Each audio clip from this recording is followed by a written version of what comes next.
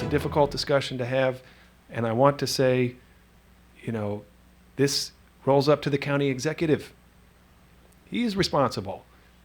And this affects the revenue that we generate. This affects 1,000 small businesses in our county who depend on the government to provide them with service so that they can be profitable serving the residents of our community. 1,000 small businesses in our county that buy their product from the county. And the operation must be smooth. I mean, the county is a business partner to them.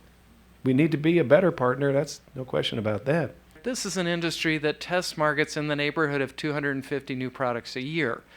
You want to be able to have reasonable control over how many of those come into your county. We have the answer to the pretty substantial number of constituents who approach this philosophically and say that it's just wrong for government to be selling a private product and, being in this marketplace. We are getting communications from people who just approach this kind of an ideological way, and they don't have to raise their hand and vote to balance the budget every year, so they don't care if we lose $30 million in revenue. They just think it's wrong for government to be in this business, and it's clearly, as I've said earlier, necessary that government is in this business, and there's a spectrum of involvement and regulation. I do think that our responsibility is to, at least on the things we have the ability to control, to make it as difficult as possible to abuse, to try to be the ones that set lines and set standards and say we don't want to push much beyond this. So as tempting as it is to envision a world full of people partying all the time, I'm also conscious that when the partying ends,